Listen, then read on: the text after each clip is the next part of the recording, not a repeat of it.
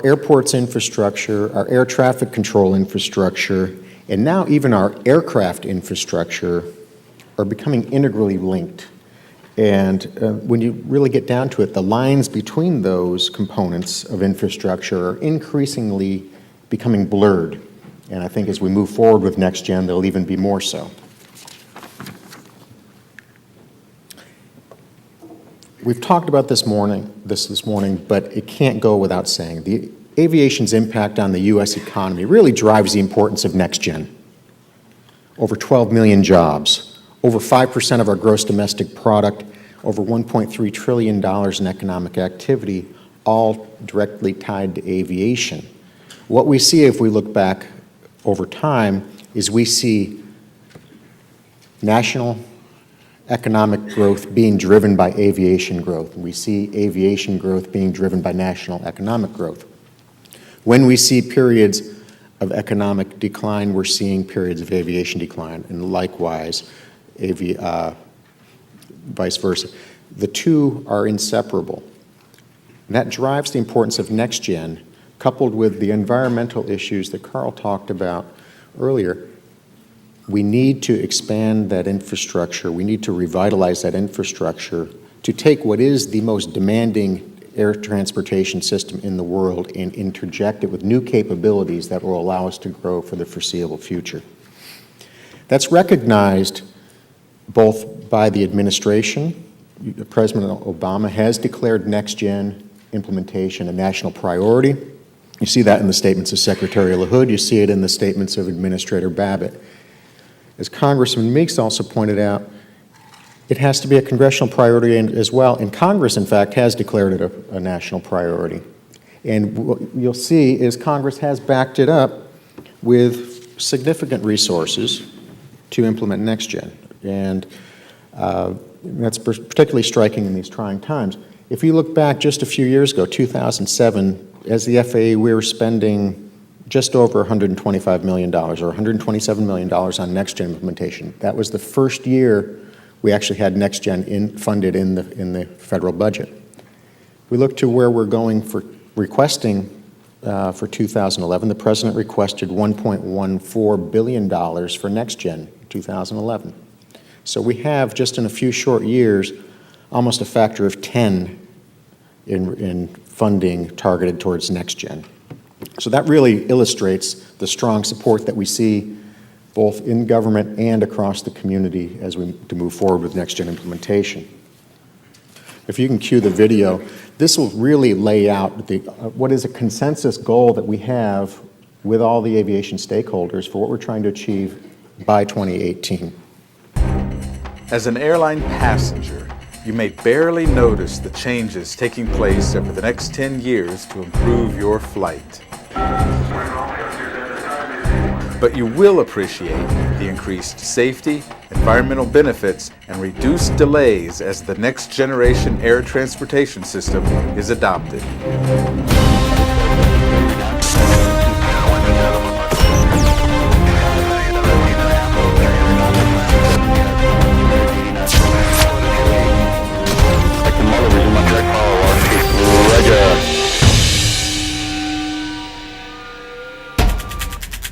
To best illustrate the benefits of NextGen, let's first look at how your flight, say from Los Angeles to Washington, is managed today.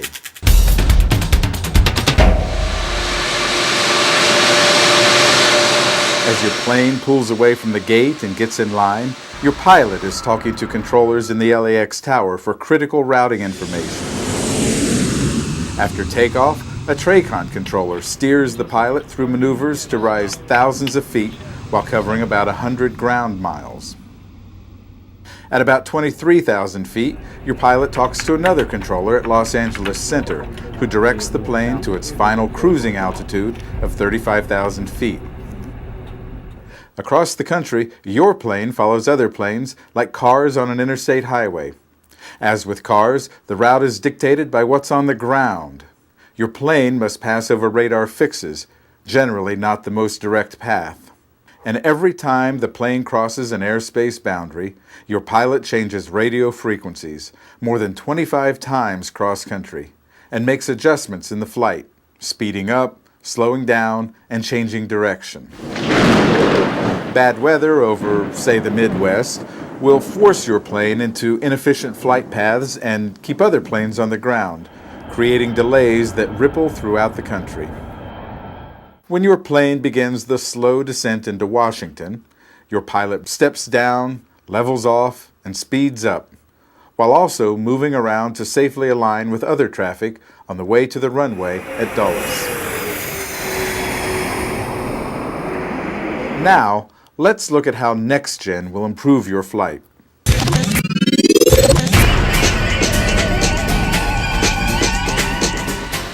Improvements kick in as your plane leaves the gate. Surface traffic management on the ground makes things simpler, safer, and more orderly for both pilots and tower controllers. For one, they spend less time talking to each other on the radio.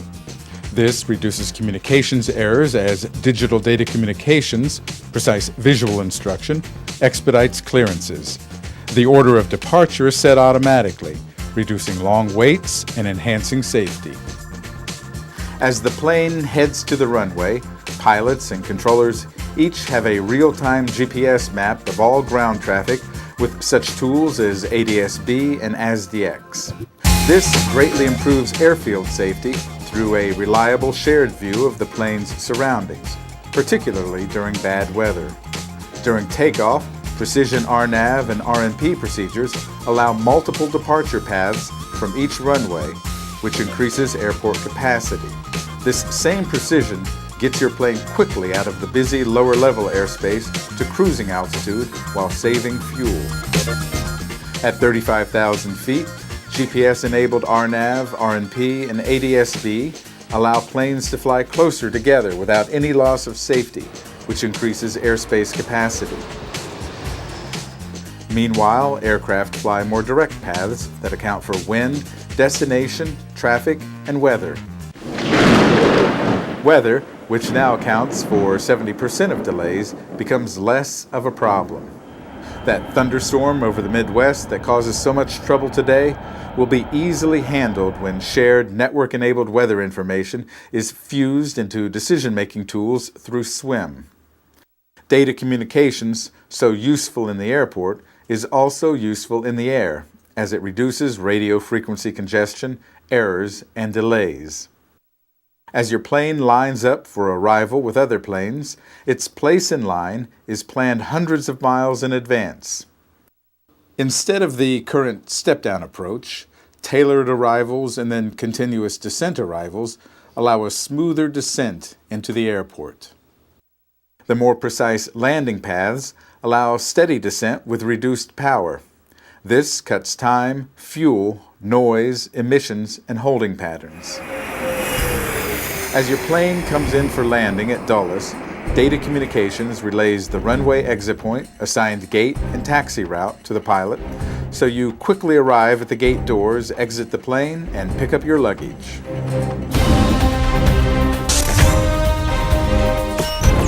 As a NextGen passenger, you may notice a smoother flight, but what really gets your attention is being on time more often. You also know flying is safer and more fuel efficient. And that's what matters from gate to gate.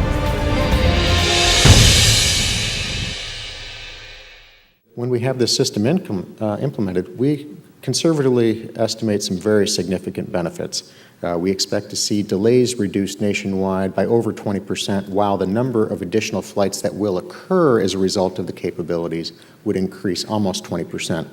So that's win-win for everybody.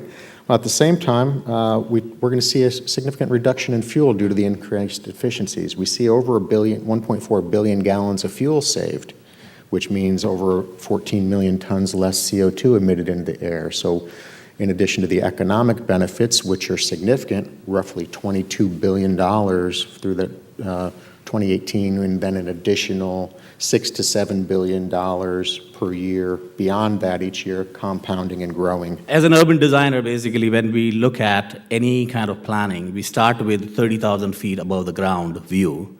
And as soon as you actually start looking at the 30,000 feet above the ground view, you start talking about region. It's not Newark, it's not LaGuardia, it's not JFK, it's not Teterboro, it's not Stewart. It's a system of airports. And especially if a system of airport which is tightly knit. So how do you really start looking at this and start resolving the issues of a system? So again, we all are here because of the customers. So I just found this quote, which actually one of the general managers of Newark Airport, while he was traveling through India, he saw this quote somewhere and he took a picture. Again, John Jacobi says that, well, he doesn't really know the authenticity of this statement, but I think this is a great statement. And this is really the reason why we all are here. So just talk about the integrated development process, common objectives. What is passenger looking for? Passenger is looking for convenience. What is airline looking for? Cost effectiveness. What do we airport operators look for? Capacity. But then there are common goals for all three of us. The common goal between passenger and airline is reliability. For us airports and passengers, level of service. And airlines and airport, common goal, flexibility. Aircraft fleet mix changes, type of operation changes, market changes. We need to really build the airports which are flexible enough. And when all the three combine together, ultimately at the end of the day, we want safe and efficient operation. So who are our customers? We talked about the customer who leaves his home and gets to its final destination. But for us, airport authority, the airport operators, port authority, what is important is the guys who basically really work at our airports. The trucker who brings the cargo to our airports, the cabbie who drives our passengers to the airport, the concessionaire guys who actually help us get revenue. Those are our customers. And of course, all the airport employees. If you do not have a happy airport employee, it reflects on the service which he or she provides. A disgruntled employee means a unpleasant passenger experience. So again, it's a well-oiled machine. It's an end-to-end process, and everything needs to work well together. One of my favorite quotes from one of my former bosses, Gordon Bethune, is, which part of the watch you really don't want? Watch does not function if you take any element out of it. And that is what we basically strive for. It really has to work as a holistic operational system.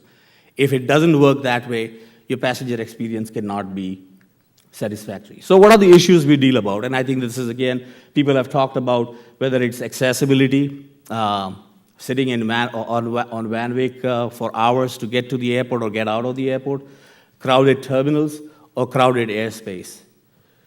So let's take a step back and understand what are the challenges. Port Authority is one of the oldest airport systems in the world. Newark started in 1938, LaGuardia in 1948, and we started building JFKs around the same time. This is what our airports look like today. It's the same footprint. We were landlocked when we started, and we are making the best out of the given capacity. Just to kind of give you a comparative chart, the outline in red is Denver Airport, 38,000 acres of land. Our combined airport system has 7,800 square feet. This red outline is the Denver Airport. You can actually fit in LaGuardia, Newark, and JFK within the same footprint. And what the heck, while we are at it, we'll just throw half an island of Manhattan also in it. In the meantime, this is what has happened to our growth, the passenger activity. From 1948, when Port Authority took over the airport, to almost 110 million passengers in 2007.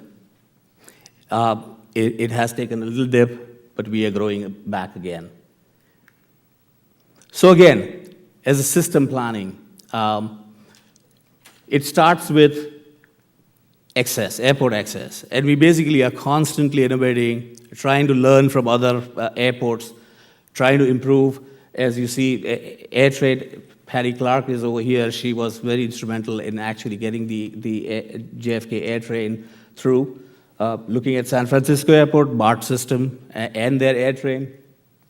This is very interesting. On the bottom left, Shenzhen and Hong Kong Airport, they use their waterway systems. They use ferry systems to actually get passengers from the mainland to the airport. Who says the front end of the terminal have to be attached to the back end of the terminal? Can you imagine that if the terminal is somewhere in Manhattan, you go to that terminal with your bags, you check in your bags, you go through the security, you sit in the ferry, and get to an airport, land on the secure side of the operation and be at your gate, it's a half an hour. Is it really possible? That is, again, there are a lot of challenges, but this is what we are looking at in trying to find out if there is a potential of a system like this. Again, coming into the terminal, Tom talked about it, a couple of other people talked about the terminal redevelopment programs. The program at CTB, LaGuardia CTB modernization, a replacement of the terminal, JFK, Terminal 2-3 improvement, and of course, Newark Terminal A. These are all the projects to basically improve the efficiency of our airports and trying to move the passengers quickly. The terminals, again, NextGen terminals, well-lit, very intuitive passenger flows. As a passenger, when you enter from the front door, you know exactly where you need to be. Everything is in the right place. And of course, sustainability. We've handled a number of sustainable workshops to basically understand end-to-end process. And as you enter from the front end of the building to your gate, again, this experience has to be pleasant and sustainable. My team encourages the local area architecture schools to kind of work with us on some design studios. And this is an interesting thing because we planners always talk about what is an airport terminal. Is it really a dwelling community place where people gather?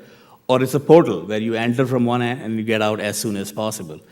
And again, it's an interesting debate. I'm not going to get into it, but these are actually two studios which we recently handled, one at Newark and one at LaGuardia. The photograph on the top is basically the student talking about this community, that it's an experience that you actually come to an airport, and every time you come to a different place, it has a different experience. So these are these pods which he basically designed to try and give you an interesting experience versus the slide on the left side, which basically students said, well, you really need to get out. So you come in with your bag, sit in your designated seat, the nose of the aircraft opens up, and the entire hold room slides into the plane. Interesting idea. First, I'm going to touch on sustainable airport master planning and some of the strategies we use to make it more sustainable. First, try to plan to build a smaller project. You can most control size and cost of a project in the planning stage. As you move into design and construction, it's very much more difficult to affect that change. And to try to reuse the infrastructure, for example, pavements and building shells on roadways. We also try to mitigate the environmental impact, using less greenfield sites and more brownfield sites. For example, the San Diego Airport project I'm working on now, the Navy had a landfill which we mitigated, and now we're building the terminal on that space. Other ways is reduce air emissions that people have talked about before today, about the mass transit, for example. Then when we talk about sustainable terminal planning, every square foot you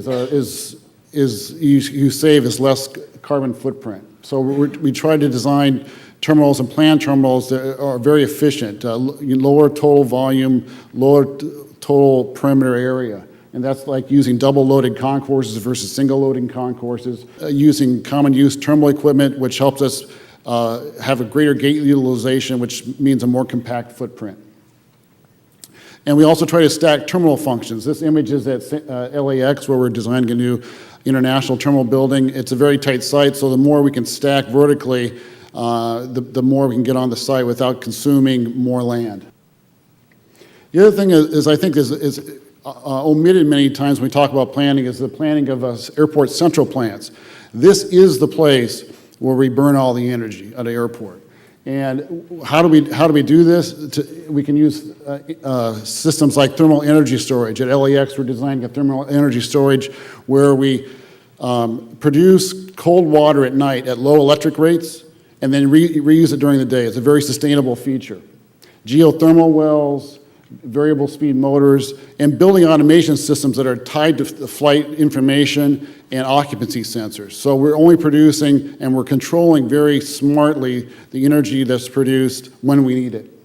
We also want to, when we move into design, to talk about the building envelope, the passive solar orientation, the glazing to reduce solar gain, daylighting, and light reflective roofs to keep out the heat gain onto the building. On the site, we want to worry about stormwater management, reusing water, and smart landscaping, which uses a limited amount of irrigation.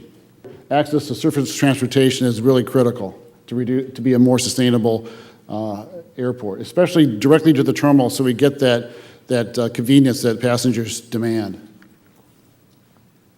We also look at water efficiency, like low flow fixtures, rain harvesting systems, gray water reuse where you're using waste for irrigation or for flushing of toilets.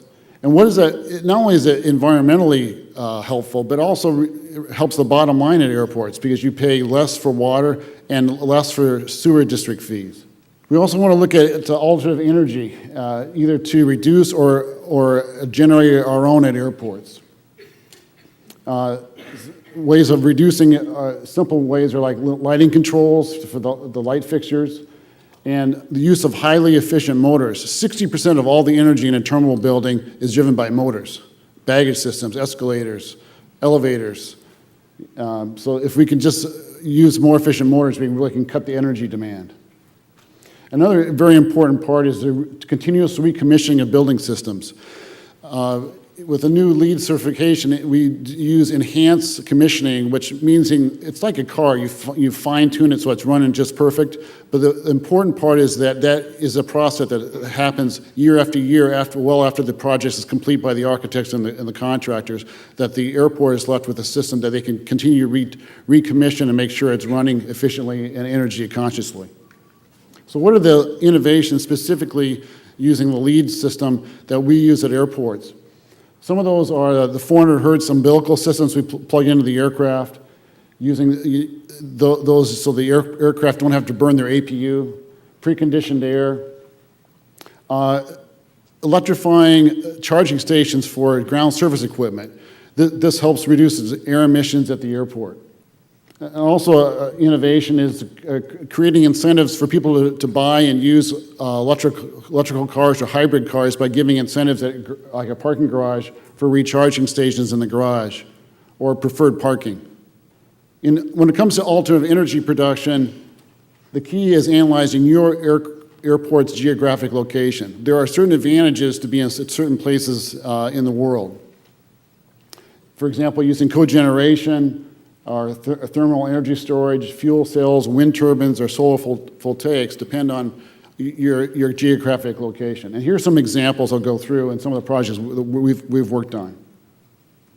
In Bermuda, we did the planning for the new Bermuda terminal, and the problem there is they don't have any fresh water. So the key to that terminal was water conservation. Everything we could do to conserve water and reduce the water we used.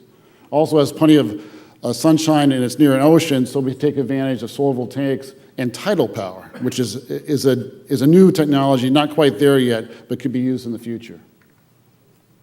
At a place like Ivanpah, again, water conservation, it's in the desert, but it has a great source for solar voltaics and thermal solar generation. We're using the heat of the sun versus solar voltaics. At Wichita, it's windy. So on the parking garage there, we're proposing wind turbines on the parking garage to generate electricity. This is a unique place, Kona International Airport on the Big Island, Hawaii. Just right, the airport's right on the ocean, and right to get to there's these cliffs, and it dives off into a very deep bench under the water, and the water is very cold because it drops very quickly.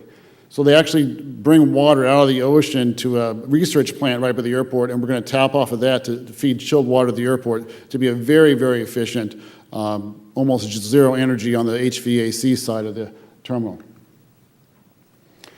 One thing that we've studied a lot of our airports and airports around the country is the payback. There's been a lot of talk about, well, does sustainability and getting LEED certified cost you money? No, it can actually save you money. And we look very carefully at the payback for these and what are the low-hanging fruits you can select to make it really pay back. These are a list of what we think are things between 0 and 2 years, very quick payback.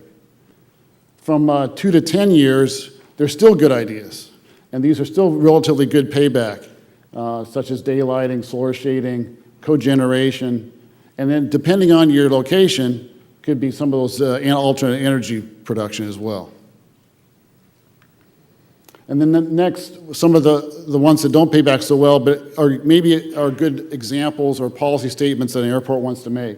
For example, the San Diego airport, we're covering our entire roof of the terminal building we're designing in solar panels. Partly it's a mitigation effort, and it's also a policy statement the airport wants to make. Boeing designed the 777 aircraft. It was the first aircraft that went from a computer to production into the air without ever building having any test flights. We're now doing the same for buildings. We're using building information modeling, which basically lets us virtually build the building before it's built. And we also use integrated project delivery through using all different ways of delivering a project through design, build, operate, and finance, design, build. So what does that mean in terms of sustainability? We can minimize waste and maximize value. We can do more off-site construction, which is more sustainable, less waste, on-time delivery. That means better quality, less waste, more cost-effective, and much faster. We can recycle on-site construction waste, recycle old pavement that's dug up and grinded up for new aggregate for the project at the airport. We can reduce air emissions by all those things there you see on equipment and vehicles that contractors use. And we are very much all in as a company on the future of New York. Having just announced earlier this year our headquarters move, we've gone from Park Avenue to 2 addresses on Queens Boulevard, and now back to Long Island City, just over the 59th Street Bridge. You'll hopefully be seeing a very, very big JetBlue sign on the top of this lovely terrace here in the Brewster building. Yes, we're very, very excited about that. Thank you. We are consolidating all of our offices into one location. We have an office in Darien, Connecticut. We also have several different locations here in New York, and we're really excited to consolidate to one location. First priority has to be modern facilities, and this is an aerial view of our Terminal 5, right behind the Saarinen building, the old TWA terminal there at JFK Airport. 26 gates, and I'm absolutely thankful that Dave Barger, our now CEO, but then COO, when we were building this building with the Port Authority, keeping 2 taxiways around the building at all times, absolutely critical. This has led to, I would call, probably 3 to 4 operating points of reliability to us in terms of how we've constructed this terminal airside, and then also from the customer side, their satisfaction. So if you look inside the terminal, this is a view of our almost 60,000 square foot marketplace. Think of it as restaurants, think of it as concessions. This is the view from behind security, and it's a really good one, and we're constantly trying to figure out what new tools and what innovations can come to help the air side. But where I think one of the biggest changes will occur, at least in our industry over the next 10 years or 15 years, is probably in this side of the building. So I'd like to think that 15 years from now, I'd love to stand up here and say our Terminal 5 is now obsolete in terms of this part of the customer experience, but I think big lobbies, just to get a document in a customer's hand or get rid of a bag, is a little bit absurd. When you think of the amount of square feet that lobbies in general take, whether it's the central terminal building at LaGuardia, whether it's the head houses at Newark, whether it's the head houses at places like Terminal 4 at JFK, our own Terminal 5, it's enormous, and it takes a lot of energy, as you've heard from speaker after speaker, to keep them cool and keep them warm. I'd like to think that the airport of the future will have customers' bags and their own itineraries probably decoupled. I'd like to think that maybe even later this year, JetBlue will be offering a test where, for the same fee that maybe some other airlines offer to check your second check bag, we'll come to your house, pick it up, and it'll be waiting in your hotel room at your final destination. Why? Because we want to move customers' belongings when they want to move, when we have more capacity to move them, not this crazy coordination game to get a bag and a customer married on the airplane together. It makes sense, it makes a lot of sense, but if it can go ahead of the customer and their experience can be one of calm and peace and check in, why we've made this as an industry something that is an opt-in sort of customer proposition. Why isn't check-in opt-out? Why when you buy a ticket, isn't your boarding pass sent to you and saying, please let us know if you're not going to show up at least 72 hours for departure? Why we make you show up and transact just to get a document in your hand, I don't understand it. It's a relic of an industry that had boarding passes issued by travel agencies well into the past. And it's something that we've created that we have to think about the future and how do we make things more efficient. You know, I heard an interesting statistic not too long ago that at any one time throughout the operating day, up to 20% of the world's airplanes are traveling through the Northeast airspace. We've also, as an industry, talked a lot about the future and where are we going to test new things. Let's go to Wichita, Kansas to test a new technology. I think with the runway project, what we've I think observed is that when you test things in New York, because New York needs specific solutions for New York, if 2 of 10 of them don't work, but 8 of 10 of them do, we're still better off as an industry. So let's bring the new technology here. Let's try things here. That's where the future is headed. And I may be shooting ourselves a little bit in the foot here with 5 daily flights from JFK to Boston, but it just may not make all that much sense for an airplane on a 150-mile route to fly over 300 air miles to get there. Maybe there's a different mode of transportation that may be better to carry those customers from point A to point B, but I have yet to see a comprehensive 20 to 30-year transportation plan for this region where air is part of a broader transportation plan. The best JetBlue experience can be ruined by the Van Wyck traffic. And I think you've heard about the advancements in air train and technology and how are we linking into public rail. All of that's really important. But I don't understand why my winter trip to Stockholm, Sweden was so much easier than the world's, I think, premier city in terms of New York not having a world-class integrated transportation infrastructure. So I land in Stockholm, Sweden, brand new airport, beautiful terminal, get through customs very quickly, onto a high-speed rail into a downtown transportation hub where it's either a local subway or a very short taxi ride to a hotel. It makes sense. It was all built with a longer-term vision in mind, and we work backwards from that. And the final thought I would just offer you is there are things that we scratch our heads with. Why high-speed rail is getting money in the I-4 corridor between Tampa and Orlando. I know it's busy. I've traveled the highway myself, visiting our crew members in both locations. But I look at regions like the Northeast not getting that high-speed rail dollar, and I question why. And maybe it's because, as a broader community, we're only one part of it as JetBlue, constantly forging new paths forward, right? New partnership with American Airlines, interline agreement, here we go, new things. But it all has to make sense together. So when people come to New York, it should be easy. And this should be the world-class model that others emulate versus us working forward one project at a time. I can tell you that New York is critically important for American Airlines' future plans. It is one of what we call the cornerstone cities that you see on the slide being shown. On March 31st, we announced an aggressive plan to expand our presence in New York. And we have entered into a great partnership with JetBlue in New York and Boston. And we will continue to compete in many, many ways in many markets. However, the new agreement will allow our international domestic passengers to book direct connections from Kennedy Airport and Boston to 18 additional U.S. cities served by 55 daily JetBlue flights. It will also give folks from those cities an opportunity and another reason to fly JetBlue into New York, where our agreement will allow those customers to connect to a dozen cities in our international markets. The transatlantic market is very important to American as well.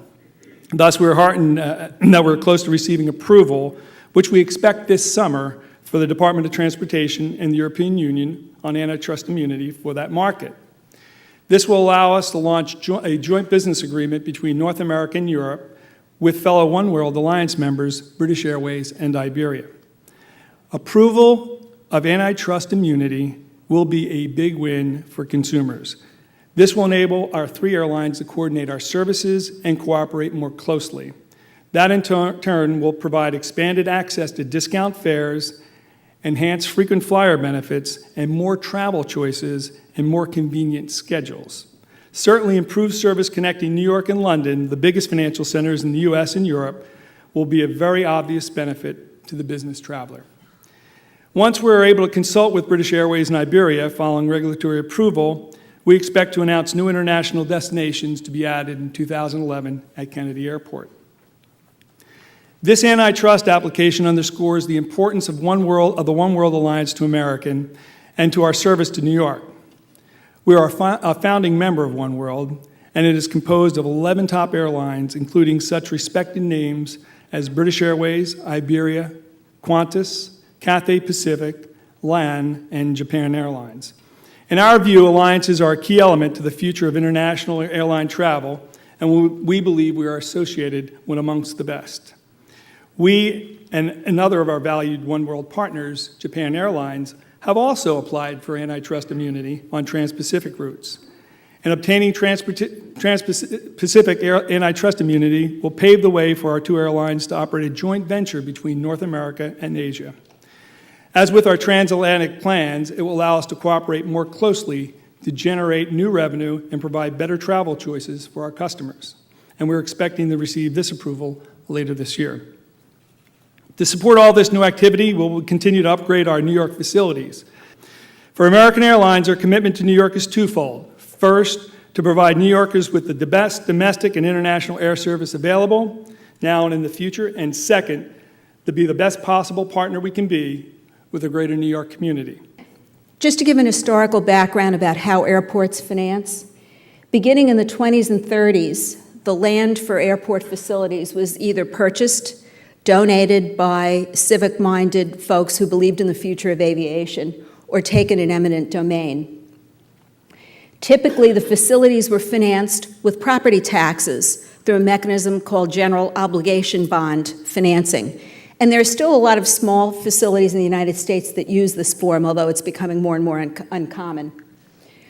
In the 1940s, a lot of surplus military property was decommissioned and turned over to airport use or jointly shared with commercial aviation facilities.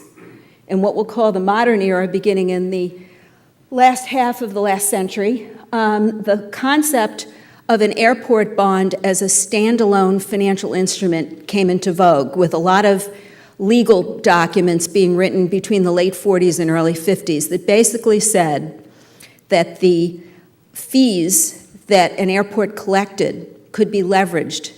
You could use them as a basket and pledge them towards the repayment of debt. I'll get into this in a couple of minutes.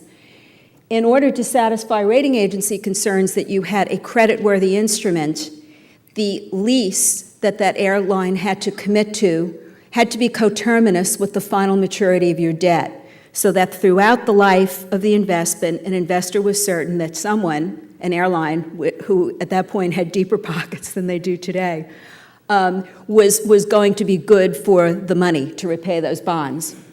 And take or pay, meaning if an airline left, they had to continue to keep paying the fees until someone came in and took the space from them. 1970s started to see this notion of special facility bonds, where an airline would have its own unit terminal. It would use the space exclusively, that is, it wouldn't share it with anyone else, and it would be fully obligated for the debt. And the debt would also be the subject of a guarantee by the parent company. So a lot of the unit terminals at Kennedy in the 60s and the 70s were financed in this fashion. We're seeing less and less of this today as airport revenue bonds that are paid for by all the airlines in common have become a lot more used. And there are tax law changes. Some of you may see when you pay your taxes that your income is subject to the alternative minimum tax. Any airport bond that's issued, the interest on that is taxable in effect, partially taxable. And this has really shrunk the pool of investors that want to buy airport bonds, but we'll see in a minute it's still a very big pool. In the 1990s, when passenger facility bond charges came into being, they too have become leveraged to support debt, as have customer facility charges for rental car facilities. Project financings, which is how Terminal 4, the International Arrivals Building, the debt for that building is not a general credit of the Port Authority. It's being repaid from only the revenues that are generated within that building. And finally, stimulus. Under the provisions of ARA, there is a broader market for airport bonds that reaches into the taxable marketplace.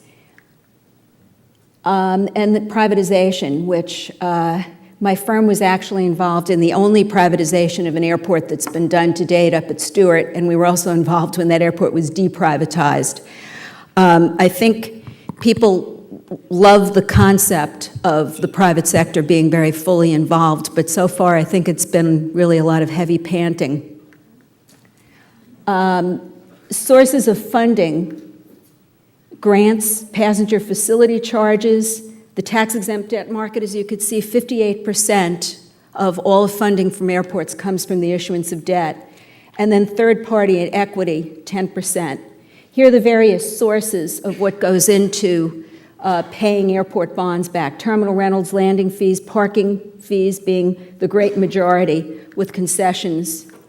And then leverage being used extensively. As I mentioned, all of these various sources are bundled up into a pot: gross revenues, O&M costs are subtracted out, leaving net revenues. And these net revenues are then used to support airport bonds on the basis of a forecast of those revenues into the future.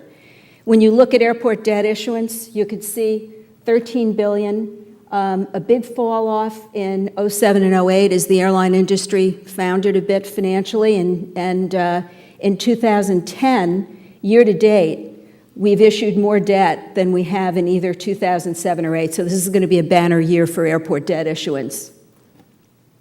Management structures: most of them are either an authority or a branch of the city or county. Very few airports are operated by state DOTs. Final question about privatization: why has it been lagging? Despite the pilot program, there are still pretty strong regulatory hurdles that take time to overcome. And as long as there's low-cost, tax-exempt financing available to airports, it's very difficult to get 8, 10, 12% money to compete with 5% money. The airlines have not been terrifically welcoming to the concept of privatization. And then there are the appropriate ways that you share control with a private sector operator. So I think we still have a way to go. What impacts access to money? The health of the industry, how the economy's doing, the upward movement of interest rates, which is what we're expecting. But good projects tend to attract capital. Now, some of what we've learned, we probably already knew. We knew, for instance, that we have delays. If you've flown in and out of our airport, you know that up close and personal. So it's not a surprise. But we've learned in more detail about the causes of some of those delays and congestions and what's being done to fix them. We learned clearly that there is no one easy fix. This is a complicated business, and there's not one silver bullet here. We know that we have elements of NextGen technology already available to us. Some we're actually using, and we're pushing for implementation of all the next pieces first here in New York. We all said we want to try it out on Broadway, not off Broadway. We want to try it out here where NextGen will make the biggest difference. We also heard a lot about how our airports are in very high demand, and that makes us in an, I think, enviable position because people want to, airlines want to come here and they want to invest here. we heard that they are very committed to providing world-class service to our customers. Our customers enjoy more nonstop flights aboard more airlines to more destinations than anywhere else in the world. And that's a big reason why, for the last 5 years running, we've had more than 100 million annual passengers on 1.4 million flights. Now, those numbers went down a little bit. They stayed above 100,000, but they went down, 100 million, in 2008 and 2009 due to what was happening in the economy. But for this year, we have some good news. Our traffic is indeed back up. Our passenger traffic is up, and we're expecting about a 2.5% increase this year. So for our 5 airports, that's 104.3 million passengers. And it's a modest growth. 2.5% isn't the huge growth we've seen in some other years, but it's growth. And after 2 down years, we're really happy to see it. And that's not happening every other place in the country, so it was particularly good for this region to know that that's happening here. Another really important economic indicator is that cargo's up. And this is maybe even a bigger story than passenger growth. Our cargo in the first quarter was up, even with a very bad February, about 12% regionally. And we're expecting growth this year well above 10% for cargo numbers. And cargo, for the economist in the room, is one of the indicators of economic recovery. So the fact that our cargo is coming back strong is really good for all of us. Our airports support are a huge economic generator for this region. They support about 500,000 jobs, more than $60 billion in annual economic activity, more than $20 billion in wages. They do a huge amount for the region. They drive the economy. It isn't just the people flying in and out, it's all the other folks who benefit from either directly from the airports, things like hotels and taxis and all of that, as well as all the people who come here because we have such great air service to spend their money here. And so it's also well known to all of us in this business that if you want a world-class region, you need a world-class airport. And the fact that we have so many destinations served so supports the business growth in this region. It's so important to all of us. We are hampered by delays and congestion, and that's clearly jeopardizing our future. Our Bay Runway project, which you heard earlier about from several of our speakers today. We're very proud of it. It's a $376 million project. It certainly put a lot of people to work on that project. In addition to widening and resurfacing and this very important runway, it's the second longest runway in North America, it also has a whole large delay reduction component. And I think that's very important, that we are putting our infrastructure dollars, which are limited, like everyone else's these days, in something that will have a demonstrable effect on people who use JFK. Now, because we are doing this, we think we need more partners in this whole business. We want you to work with us to let Congress and the administration know that the invisible highway in which aircraft navigate can no longer operate under gridlock, and we can no longer be ignored. Congressman Meeks, who spoke earlier today, has been a big advocate for the airports, and we need strong voices like his fighting for us in Washington. We need to collectively keep the pressure on Congress and administration to deliver real benefits within the next 5 years. We've seen some results, and they're very encouraging, but we need more action, and we need it now, not later. We put down, I mentioned some of our infrastructure improvements. We've put down more pavement. We've added taxiways at every one of our airports, big projects at Newark to improve taxiways, to add taxiways, to fill in fillets. We've put all this pavement down, and where we couldn't, we actually went out and bought an airport, Stewart. And we bought Stewart because we think that we need to have a valve, a place to go. As the downstate airports become more and more congested, we need another airport that can expand and grow. We're implementing time-saving technology wherever we can. The Bay runway is going to open on time and on budget. We should think about what is our task? What's the takeaway here? What can you all do?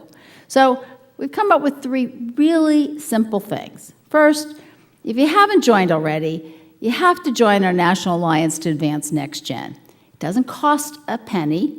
Members really have no obligation, but it's an effort. We have members in every state. We have members from mom and pop pizzerias to giant airlines. It's so that we get the message out about how NextGen and the implementation of NextGen will improve life for a whole spectrum of players in this economy. If you join, you lend your voice to an organization that advocates for change. It's not going to solve every problem, but it's going to help with a lot of them. And you can sign up. It's on the Port Authority's website, www.panyg.gov/airports. If you get to the first part, you'll get the rest. It's www.panyg.gov/airports. Second thing I want you to do is I want you to educate others. You learned something here today that you didn't know, tell somebody about it. Go out and spread the word. Some of this seems intuitive. You're in this business, you know this. Go tell other people about it. Tell the dry cleaner about it. Get the dry cleaner to join the NextGen Coalition. Tell your friends. Try not, I go to gatherings, kids' school gatherings or something, and I sometimes don't tell people what I do because I don't really like hearing about their lost luggage. But even when you tell them you have nothing to do with it, they persist. But I also, among the saner of them anyway, I also use this as an opportunity to tell them the truth about what's going on. And lots of you have heard the truth here today. Spread it around.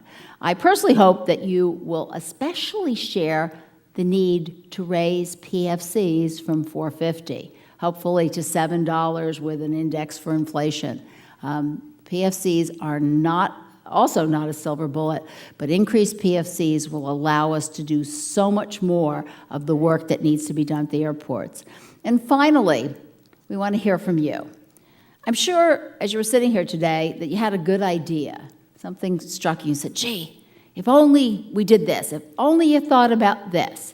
Maybe it was the last time you were stuck at an airport. Hard to believe that would happen, but could be. And you thought, gee, I know how we should fix this. Well, we'd really like to actually hear from you. We have created a dedicated email address at the Port Authority for you to direct your suggestions. We actually did it because of this conference, because we thought, this is an educated and interested audience who gave up their day to come here. So I bet they have good ideas. So write this down. My idea at panyj.gov. MYIDEA at panyj.gov. I bet you all feel, as Robert and I do, that you've learned a lot and are hungry to learn more. One way to do this is to explore information resources we've posted on the Newman Real Estate web page for this conference. You'll find links to the FAA's terrific website on NextGen, the Port Authority's web pages on its aviation program and its implementation of NextGen, the Partnership for New York City's important reports on congestion at our 3 major airports, the Aerotropolis website I mentioned this morning, and an incisive article entitled New Flight Plan from Gensler's Magazine. I wish we could hear lots more from our talented speakers. To all of them and to our moderators, our deepest thanks.